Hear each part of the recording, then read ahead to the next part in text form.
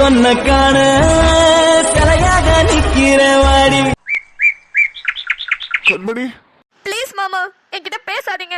உங்களை பாக்குற தைரியம் கூட எனக்கு இல்ல. உங்களை எனக்கு அவ்வளவு பிடிக்கும். ஆனா இப்படி எனக்கு துரோகம் பண்ண உங்களுக்கு எப்படி மாமா மனசு வந்துச்சு? ப்ரோ நீங்க ஒன்றும் ஃபீல் பண்ணாதீங்க. நம்ம வீட்டுக்கு போலாம், அங்க போய் உட்காந்து பேசலாம். இங்க வேணாமே. சரி கார்த்திக். கண்மணி நீ வா, எதுவா இருந்தாலும் நம்ம வீட்டுக்கு போய் பேசலாம். நான் எதுவும் பேச விரும்பல, என்ன விட்டுருங்க. கண்மணி சொல்றத கேளு. ஏன் இப்படி புரிஞ்சுக்காம அடம்பிடிச்சிட்டு இருக்க? வான்னு சொல்றல. அண்ணே, முத்தோண்ணே, ராஜா ப்ரோ வாங்க உள்ள. சிஸ்டர் உள்ள வாங்க. ப்ரோ தயங்காம வாங்க, இதுதான் நம்ம வீடு. சூர்யா தம்பி வாங்க தம்பி. கண்மணி அம்மா நல்லா இருக்கீங்களாம்மா? இருக்கேண்ணே, நீங்க நல்லா இருக்கீங்களா? நல்லா இருக்கேம்மா. அண்ணே இன்னைக்கு இவங்க எல்லாருமே இங்கதான் இருக்க போறாங்க. இவங்களுக்கு தடபுடலாம் சமையல் பண்ணணும்னு, அதுவும் இல்லாம இப்ப குடிக்கிறதுக்கு ஜூஸ் எடுத்துட்டு வாங்கண்ணே. நாங்க எல்லாரும் மேல இருக்கோம்.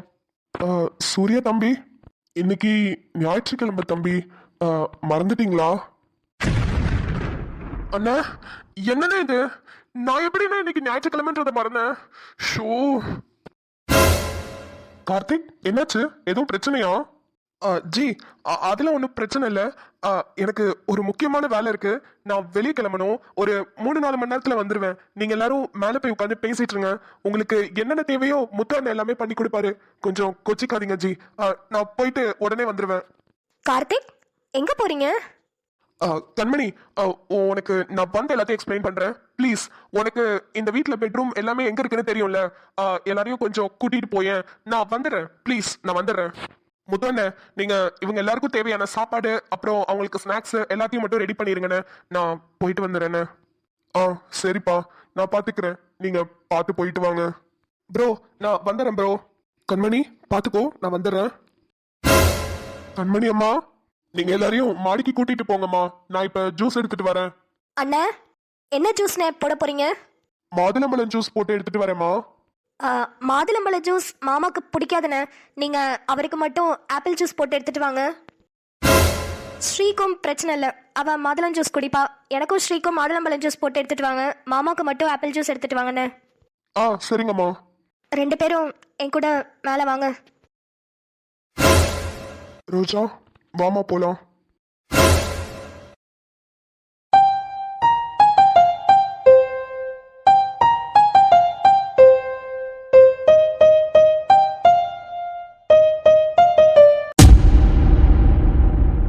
எனது பிறவியின் அர்த்தம் உணரவே உன்னை எனது வாழ்வில் தந்ததோ. பீகள் பேசும் மொழியில இனி மௌனம் கூட பிழையில்லை.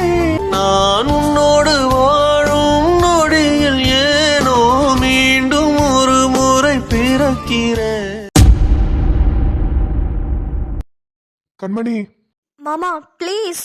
ஒரு நிமிஷம் கண்மணி, நீ பேசுறத நாங்க நிறையவே கேட்டுட்டோம். நாங்க சொல்றத கொஞ்சம் காது கொடுத்து கேளு. சரி சொல்லுங்க. கண்மணி நம்ம வீட்ல நம்ம 2 பேருக்கும் கல்யாணம் பேசி முடிவு பண்ணிருக்காங்கன்றதே எனக்கு செம்பாக்கா சொல்லிதான் கண்மணி தெரியும். அதுக்கு முன்னாடி எனக்கு சத்தியமா தெரியாது. அதுவும் ஜோசப் வீட்ல இருக்கும் போதுதான் செம்பாக்கா என்கிட்ட சொன்னாங்க. ஆனா நான் துபாயில இருந்து வந்த அன்னைக்கு ஒரு ஹோட்டலுக்கு போயிருந்தோம். நான் அன்னைக்கே ரோஜாவை பார்த்தேன் அதே ஹோட்டல்ல. அதுக்கப்புறம் அவளை ரொம்ப கஷ்டப்பட்டு தேடி கண்டுபிடிச்சு என்னோட லவ் அவகிட்ட சொன்னேன். ஆனா அவ ஒத்துக்கவே இல்லை. என்னோட பிறந்த நாள் அன்னைக்கு தான் அவ என்கிட்ட வந்து என்ன லவ் பண்றதா சொன்னான். அன்னையில இருந்து தான் கண்மணி நானும் ரோஜாவும் லவ் பண்ணிட்டு இருக்கோம். இதுக்கு இடையில நீ எங்க இருந்து வந்த, எப்படி வந்த, என்ன ஒண்ணுமே எனக்கு புரியல கண்மணி. மாமா கடவுள் போட்ட முடிச்சு பாத்தீங்களா? என்ன கல்யாணம் பண்ணிக்கிறதுக்கு உங்களுக்கு சம்மதமான நானே நேரடியா வந்து உங்க பிறந்த நாள் அன்னைக்கு தான் மாமா கேட்டேன். ஆமா என்கிட்ட கூட சந்தோஷமா வந்து சொன்னான். நானும் அவகிட்ட சொன்னேன், நான் லவ் பண்ற பையன் கிட்ட என்னோட காதலை சொல்லிட்டேன்டின்னு. அவளும் சொன்னா எங்க மாமா என்ன கல்யாணம் பண்ணிக்கிறதுக்கு ஒத்துக்கிட்டாங்கடின்னு. ஐயோ கண்மணி அதுதான் எனக்கு புரியல. ஏன் பிறந்த நாள் அன்னைக்கு நீ எப்ப வந்து என்கிட்ட பேசுன? என்ன மாமா நடிக்கிறீங்களா? ஆனா நீங்க இப்படி இருப்பீங்கன்னு நான் கொஞ்சம் கூட எதிர்பார்க்கல மாமா. சரி நீ வந்து என்கிட்ட கேட்டேன்னு சொன்னல, அதுக்கு நான் என்ன பதில் சொன்னேன்? இன்னைக்கு மாதிரி நான் என்னைக்குமே சந்தோஷமா இருந்ததில்ல, எனக்கு பிடிச்ச வாழ்க்கை இன்னைக்கு எனக்கு கிடைச்சிருக்குன்னு சொன்னீங்க. நீங்க சொன்ன இந்த வார்த்தை என் மனசுக்குள்ள எவ்வளவு ஆழமா பதிஞ்சிருக்கு தெரியுமா மாமா? இந்த வார்த்தையை நம்பிதான் மாமா இத்தனை நாளா நான் உயிரோட வாழ்ந்துட்டு இருந்தேன். கண்மணி என்ன கண்மணி எல்லாத்தையும் தப்பா புரிஞ்சு வச்சிருக்க. நான் சொன்னது ரோஜாக்காக. அவ அன்னைக்கு நைட்டு 12 மணிக்கு அவ காதல என்கிட்ட சொன்னதுனால நான் அடுத்த நாள் அப்படி சொன்னேன். இப்ப என்ன சொல்ல வரீங்க? நீங்க ரெண்டு பேரும் எந்த தப்பும் பண்ணல, நான் தான் எல்லா தப்பு பண்ணேன், அப்படித்தானே? சரி விடுங்க, நான் தான் எல்லா தப்பு பண்ணேனே வச்சுக்கலாம். ஐயோ கண்மணி, கொஞ்சம் புரிஞ்சுக்கோமா. நீ தான் எல்லா தப்பு பண்ணேன்னு நான் சொல்லவே இல்லை. ஆனா இந்த குழப்பத்துக்கு உன்கிட்ட மன்னிப்பு கேட்கணும்னு தோணுச்சு. அதுக்காக தான் நானும் ரோஜாவும் வேகமா ஓடி வந்தோம். யாரும் யார்கிட்டயும் மன்னிப்பு கேட்க வேண்டாம். நீங்களே எனக்கு இல்லைன்னு ஆனதுக்கு அப்புறம் இதுக்கு மேல எனக்கு மன்னிப்பு கேட்டா என்ன, கேட்கலனா என்ன? நீங்க ரெண்டு பேரும் ஒருத்தருக்கு ஒருத்தர் காதலிக்கிறீங்க. அந்த காதலுக்காகவாது ரெண்டு பேரும் உண்மையா இருங்க. நான் உங்ககிட்ட இருந்து விலகிக்கிறேன். மாமா, இனிமே உங்களை நான் டிஸ்டர்ப் பண்ண மாட்டேன். என்னையும் நீங்க யாரும் டிஸ்டர்ப் பண்ணாதீங்க. ஸ்ரீ, உனக்கும் தான். நான் இனிமே வீட்டுக்கும் வர மாட்டேன். என்னை விட்டுடுங்க. நான் இப்படியே இங்கேயே தனியாவே இருந்துக்கிறேன். கண்மணி, ஏன் கண்மணி இப்படி எல்லாம் பேசுற? எனக்கு கோவமா வருது. நீ எதுக்கு இப்ப வீட்டுக்கு வர மாட்டேன்னு சொல்ற? உண்மையை சொல்லணும்னா, துபாயில இருந்து நீங்க வரீங்கன்னு தெரிஞ்சோனே நான் என்னோட காலேஜ்க்கு லீவ் போட்டுட்டு வீட்டுக்கு வந்ததே உங்களை பாக்குறதுக்காக தான். உங்க கூட கொஞ்ச நேரமாவது டைம் ஸ்பெண்ட் பண்ணணுங்கிறதுக்காக தான். இப்ப நீங்களே எனக்கு இல்லைன்னு ஆனதுக்கு அப்புறம் அந்த வீட்டுக்கு நான் வந்து என்ன மாமா பண்ண போறேன்? கண்மணி, ப்ளீஸ் டி, அழாத. உன்னை பார்த்தா எனக்கு ரொம்ப கஷ்டமா இருக்கு. ஸ்ரீ, சாரி டி. எங்க விஷயத்துல சம்பந்தமே இல்லாம நான் உன்னை ரொம்ப திட்டிட்டேன். கண்மணி, உன் இடத்துல வேற யாராவது இருந்திருந்தா கண்டிப்பா இந்த மாதிரி வளர்கிறேன்னு சொல்லியிருக்க மாட்டாங்க. எனக்கு தான் இந்த லைஃப், நீ யாருடி உள்ள வரேன்னு என்னை தான் திட்டிருப்பாங்க. ஆனா நீ ரொம்ப பெருந்தன்மையா விட்டு கொடுத்துட்ட கண்மணி. ஸ்ரீ, சாரி டி. ஃப்ரெண்டுன்னு கூட பார்க்காம உன்னை ரொம்ப திட்டிட்டேன் ஸ்ரீ. Sorry D. கண்மணி, நியாயமா பார்த்தா நான் தான் உன்கிட்ட சாரி கேட்கணும். சாரி கண்மணி. உன் லைஃப்ல நடந்த குழப்பத்துக்கு தெரிஞ்சோ தெரியாமலோ நானும் ஒரு பெரிய காரணமா இருந்துட்டேன். இல்ல, இந்த குழப்பத்துக்கு நீங்க ரெண்டு பேருமே காரணம் இல்ல, நான் மட்டும்தான் காரணம். மாமா, அப்படி சொல்லாதீங்க. இந்த குழப்பத்துக்கு யாரும் காரணம் கிடையாது. கடவுள் போட்ட முடிச்சதுதானா, அதை நான் சந்தோஷமா ஏத்துக்கிறேன் மாமா. கடவுள் காரணம் இல்லாம எங்கேயோ இருந்தவங்க ரெண்டு பேரையும் சந்திக்க வச்சு இப்படி உங்க மனசை பிடிக்க வச்சிருந்திருக்க மாட்டாரு.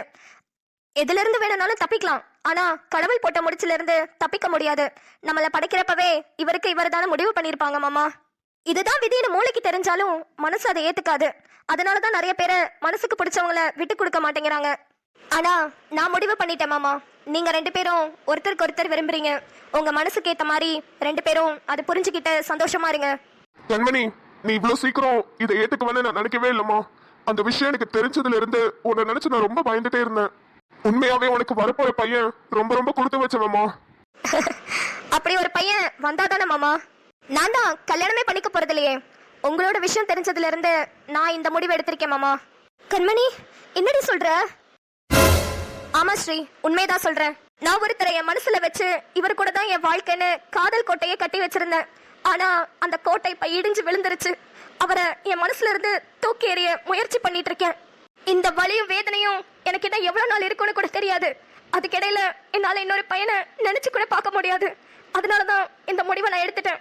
நான் ஹாஸ்பிட்டல்ல நர்ஸா இருந்து என்னோட வாழ்க்கையை முடிச்சுக்கிறேன். கண்மணி, சப்பா, அந்த ரேஷன் கடையில லைன்ல நின்று இந்த பொருள்லாம் வாங்கிட்டு வரதுக்குள்ள என் பாதி சொத்து அழிஞ்சு போயிரும் போல. செம்பு, சின்னவாண்டு வந்துட்டீங்களா? எங்க அந்த ஜோ? அவரை சொல்லணும் எல்லாம். ஏன் சின்னவாண்டு? பின்னனக்கா, பொங்கலுக்கு செவத்துக்கு வெள்ளை அடிக்க சொன்னா உங்களுக்கும் சேர்த்து அடிச்சு வச்சிருக்காரு. ஏய், நான் தான் மேக்கப்லாம் போட்டு ரெடியா இருக்கேன். என்ன கொஞ்சம் அந்த கம்பு பவுடர் அதிகமா போயிடுச்சு. கம்பு பவுடரா? அது என்னக்கா? அதான் ஜோஸ்பின், இந்த கிரீம் எல்லாம் போட்டதுக்கு அப்புறம் ஒரு பவுடர் ஒன்று போடுவாங்களே, அந்த பவுடரை கூட திறந்தா உள்ள ஒரு கண்ணாடி இருக்குமே, அந்த பவுடர். ஷோ செம்பா, அது கம்பு பவுடர் இல்ல, காம்பாக்ட் பவுடர். அந்த இதுதான். அதை போட்டுதான் கொஞ்சம் அதிகமாயிருச்சு. கொஞ்சம் தொடச்சு விட. தொடச்சு விடுறேன். அதுக்கு முன்னாடி இந்த வயசுல இந்த காம்பாக்ட் பவுடர் ஃபவுண்டேஷன்லாம் போட்டு இப்ப எங்க நீ மினிக்கிட்டு போற? அது ஒரு விஷயமா வெளியே போறேன். நான் போயிட்டு வந்து சொல்றேன் ஜோஸ்பின். இப்பவே சொன்னா நீ என்ன கிண்டல் பண்ணுவ. நீ போயிட்டு வந்து சொன்னாலும் நான் உனக்கு கிண்டல் பண்ணுவேன். அதுக்கு நீ இப்பவே சொல்லிடலாம். அவருக்கு வேற உடம்பு சரியில்லாம இருக்குல்ல, நேத்து போய் பார்த்தோம்ல, அதான் இன்னைக்கும் பிள்ளைங்களெல்லாம் கூட்டிட்டு போய் காமிச்சிட்டு அப்படியே பார்த்துட்டு வரலான்னு பார்த்தேன். ஓ, வீட்டுக்கார பாக்குறதுக்காக தான் இப்படி மினிக்கிட்டு போறீங்களா? இல்ல சின்னவாண்டு, நான் பூ வச்சேன்னா அவருக்கு ரொம்ப பிடிக்கும். ஆனா நாங்க இருக்கும்போது வைக்கவே மாட்டேன். ஏன்னா எப்போதுமே சிடுசிடுன்னு இருப்பாரா. ஆனா நேத்து பேசினப்பதான் குடும்பத்தை ரொம்ப மிஸ் பண்றதா சொன்னாரு. அதான் சரி இன்னைக்கு பூ வச்சுட்டு போலாமேன்னு. தப்பு இல்ல செம்பு, நம்ம மண்டை நம்ம வச்சுக்கிறோம், அதெல்லாம் தப்பே இல்ல. மா, என்னம்மா சொல்ற? அப்பாவை பார்க்க போறேமா? ஆமா பிள்ளைங்களா, அப்பா பாவம் உடம்பு சரியில்லாம இருக்காரு. இப்பதான் கொஞ்சம் பரவாயில்ல. ஒரு வாட்டி போய் பார்த்துட்டு வந்துடலாம். உங்களை எல்லாம் ரொம்ப கேட்டதா சொன்னாரு. மா, நாங்கெல்லாம் வரலமா, நீ வேணா போய் பாரு. ஏய் மனுஷன் பாவண்டி, எவ்வளவு நோஞ்சா மாதிரி ஆயிட்டாரு தெரியுமா? எனக்கே ரொம்ப கஷ்டமா இருந்துச்சு அவரை பார்க்கும்போது. வாடி ஒரு எட்டி போய் பார்த்துட்டு வந்துடலாம். மா, அவர் நடந்துகிட்ட விதம், அவர் பேசின பேச்செல்லாம் நீ வேணா மறந்துருக்கலாம், ஆனா எங்களாலலாம் சத்தியமா மறக்க முடியாது. உங்க ரெண்டு பேருக்கும் சண்டை பிரிஞ்சிட்டீங்க, நாங்க என்னமா பண்ணோம்? எங்களை கூட கண்டுக்க மாட்டேங்கிறாரு. அதானே, எங்களை பாக்குறதுக்கு என்னைக்காவது ஒரு நாள் இங்க வந்திருப்பாரா? நாங்க எதுக்குமா வந்து அவரை பார்க்கணும்? டேய், என்னடா பேசிட்டு இருக்கீங்க? என்னதான் இருந்தாலும் அவர் உங்க அப்பாடா. கிளம்புங்க போலாம், போய் ஒரு எட்டி பார்த்துட்டு வந்துடலாம். மா, அவரு உன்ன ராஜா மாமாவை பாட்டியெல்லாம் எவ்வளவு அசிங்கப்படுத்தினாரு. மறுபடியும் எதுக்குமா அங்க போய் நிக்கணும்ன்ற? ஏதாவது கொஞ்சம் மனசிறங்கி என்ன மன்னிச்சிரு செம்பா, நான் பேசுனது தப்புதானே உங்ககிட்ட வந்து மன்னிப்பு கேட்டுப்பாரா? ஆனா நீ ஏமா இப்ப அங்க போய் நிக்கணுங்கிற? ஏய், அவர் பேசுனது பண்ணது எல்லாமே தப்புதாண்டி. இதுக்கு முன்னாடி ஏதாவது ஒரு நாள் நான் உங்ககிட்ட வாங்க போய் உங்க அப்பாவை பார்க்கலான்னு கூப்பிட்டுருப்பேனா? இப்ப அவருக்கு உடம்பு சரியில்லடி. அவர் நம்ம அப்பா, அவருக்கு உடம்பு சரியில்லைனாலும் நல்லது கெட்டது எதுவா இருந்தாலும் நம்ம தானடி பார்க்கணும். நேத்து போனப்ப அவ்வளோ காய்ச்சல்லையும் உங்களை தான் கேட்டாரு தெரியுமா? பிள்ளைங்க எப்படி இருக்கு, நல்லா இருக்குங்களா, இப்ப கூட்டிட்டு வராத, அவங்களுக்கும் காய்ச்சல் ஒட்டிக்கும்னு நினைச்சு அவ்வளோ ஃபீல் பண்ணி பேசிட்டு இருந்தாரு. 1000 தான் இருந்தாலும் அவரும் மனுஷன் தானே. மனுஷங்க தப்பு பண்ணுவாங்க, அப்புறம் அவங்களே திருத்திப்பாங்க. அவருக்கும் ஒரு சான்ஸ் கொடுக்கலாமே. குட்டீஸ், அம்மா சொல்றது கரெக்ட் தான். அம்மா உங்க நல்லதுக்காக தானே சொல்லுவாங்க. நீங்க போய் ஒரு எட்டி அப்பாவை பார்த்துட்டு வந்துருங்களேன். சரி வரோம், ஆனா அப்பாக்காக இல்ல, உனக்காக வரோம். நீ இவ்வளவு தூரம் ஃபீல் பண்றல, அதுக்காக வரோம். சரிடி. ஏ பாக்கியா, வேலு, உங்க ரெண்டு பேருக்கும் பொங்கலுக்கு ஒரு புது ட்ரெஸ் எடுத்தோம்ல, அதை போடுங்க. சொப்பிக்கும் அதே ட்ரெஸ் போட்டு விடுங்க. கொஞ்சம் நீட்டா நல்லா அழகா கிளம்பி வாங்க. சரி, போட்டு வரோம். ஆனா ரொம்ப ஓவராதாமா போய்கிட்டு இருக்க நீ. இதெல்லாம் சரியில்லை. அப்புறம் நாளைக்கே மறுபடியும் உன்னை அசிங்கப்படுத்துவாரு. அப்புறம் கண்ணீர் வடிச்சுட்டு உட்காந்துரு. போடா போடா, ரொம்ப தான் வாய் பேசுறானுங்க. சீக்கிரம் போய் கிளம்பிட்டு வாங்க. அண்ணே, உள்ள வாங்க. கண்மணியம்மா, சாப்பாடெல்லாம் செஞ்சு ரெடி பண்ணிட்டேம்மா. எல்லாரையும் கூட்டிட்டு வாங்கம்மா, சாப்பிடலாம். அண்ணே, கார்த்திக் வரட்டும்ண்ணே. அவர் வந்தோடனே எல்லாரும் சேர்ந்து சாப்பிட்றோண்ணே. அம்மா, சொல்றேனேன்னு தப்பா எடுத்துக்காதீங்க. சூர்யா தம்பி இப்போதைக்கு வரமாட்டாருமா. அவர் வரதுக்கு சாயந்தரம் ஆயிடும். நீங்க எல்லாரும் சாப்பிடுங்கம்மா. என்னது, கார்த்திக் வர சாயந்தரம் ஆயிடுமா? அண்ணே, அப்படி அவர் எங்க தானே போயிருக்கிறாரு? ஏன் எங்ககிட்ட எதுவுமே சொல்லாமே போயிட்டாரு? அது வந்துமா, ஒரு வேலை விஷயமா ஞாயிற்றுக்கிழமை என்ன ஞாபகப்படுத்த சொன்னாரு. அதாம்மா ஞாயிற்றுக்கிழமைன்னு சொன்னேன். இல்லண்ணே, அது வரைக்கும் நல்லா இருந்தவரு நீங்க ஞாயிற்றுக்கிழமைன்னு சொன்னோன்னே முகமே டோட்டலா மாறிடுச்சு. நான் கார்த்திகை நோட்டீஸ் பண்ணிட்டு தான் இருந்தேன். என்னமோ அவர் ஃபேஸ்ல சேஞ்சஸ் தெரிஞ்சது. உடனே ஓடிட்டாரு. இப்படிலாம் அவர் பண்ண மாட்டாரே, அதனால தான் கேட்குறேன். இது வரைக்கும் ஒரு ஞாயிற்றுக்கிழமை கூட நான் அவரை பார்த்ததே இல்லை. ஏதோ வேலை இருக்குன்னு போவாரு, ஆனா என்ன வேலைன்னு இது வரைக்கும் சொன்னதில்லை. அண்ணே, கார்த்திக் இந்த வீட்டில் பிறந்ததுல இருந்து நீங்க இங்க வேலை செய்றீங்கன்னு கார்த்திக் என்கிட்ட சொல்லியிருக்காரு. அப்பனா கார்த்திக்கோட எல்லா விஷயமும் உங்களுக்கு தெரியும். அவருக்கு என்னதானே பிரச்சனை? ஏன்னா அவங்க அம்மா அப்பாலாம் சின்ன வயசுல இறந்துட்டாங்க. அதுக்கப்புறம் அவர் லைஃப்ல என்னன்னா நடந்துச்சு? வேண்டாமா, அத பத்தி என்கிட்ட எதுவும் கேட்காதீங்க. அதை நினைச்சாலே எனக்கு ஹார்ட் அட்டாக் வர மாதிரி ஆயிடும். எதுவா இருந்தாலும் நீங்க தம்பிக்கிட்டே கேளுங்கம்மா. அவருக்கு சொல்ல விருப்பம் இருந்தா சொல்லட்டும். அண்ணே, அப்ப ஏதோ பெரிய பிரச்சனை இருக்கு அப்படிதானே? அண்ணே, எதுவா இருந்தாலும் சொல்லுங்கண்ணே. கார்த்திக் எங்களுக்காக ரொம்பவே போராடி இருக்காரு. எங்க விஷயத்துக்கு அவர் நிறையவே ஹெல்ப் பண்ணியிருக்காரு. அவருக்கு ஒரு கஷ்டம்ன்றப்ப நாங்க சும்மா இருக்க கூடாதுன்னு அவருக்கு நிச்சயமா நாங்க ஹெல்ப் பண்ணுவோம். இல்ல தம்பி, இந்த விஷயத்துக்கு யாரு நினைச்சாலும் தம்பிக்கு ஹெல்ப் பண்ண முடியாது. உங்க விஷயம் வேற, அவர் விஷயம் வேற. எங்களால ஹெல்ப் பண்ண முடியாதா? அப்படி என்னென்ன விஷயம்? முத்தண்ணே தம்பி, அதுக்குள்ள வந்துட்டீங்களா?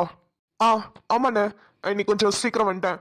நீங்க சாப்பாடுலாம் எடுத்து வைங்கண்ணே, நான் எல்லாரையும் கீழே கூட்டிட்டு வரேன். சரிங்க தம்பி. கார்த்திக் ப்ரோ, சாரி ப்ரோ, உங்களை வீட்டுக்கு வர சொல்லிட்டு நான் பாட்டுக்கு வேலைன்னு வெளியே போயிட்டேன். வாங்க ப்ரோ, சாப்பிடலாம். கார்த்திக், ஒரு நிமிஷம் உங்ககிட்ட பேசணும், கொஞ்ச நேரம் உட்காருங்க. ஜி வாங்க, ஃபர்ஸ்ட் சாப்பிட்டுலாம். எனக்கும் பசிக்குது, சாப்பிட்டுட்டு வந்து பொறுமையா பேசலாமே. கார்த்திக், எங்க போயிட்டு வரீங்க நீங்க? என்ன நடந்துச்சுன்னு முத்துவண்ணன் கிட்ட கேட்டா அதை பத்தி கேட்காதீங்க, அதை நினைச்சாலே எனக்கு ஹார்ட் அட்டாக் வருதுன்னு சொல்றாரு. அந்த அளவுக்கு உங்க வாழ்க்கையில என்னதான் கார்த்திக் நடந்துச்சு? ஐயோ கண்மணி, அவர் ஏதோ சும்மா விளையாட்டுக்கு சொல்லிட்டு இருக்காரு. நீ அதெல்லாம் சீரியஸா எடுத்துக்கிற? Stop it Karthik. எங்களெல்லாம் பார்த்தா எனக்கு பைத்தியம் மாதிரி தெரியுதா உங்களுக்கு? என்ன நடந்துச்சுன்னு கேட்டுட்டே இருக்கேன், எதுக்குமே பதில் சொல்ல மாட்டீங்க. சொல்லுங்க கார்த்திக், என்னதான் உங்களுக்கு பிரச்சனை? I love you, Roja.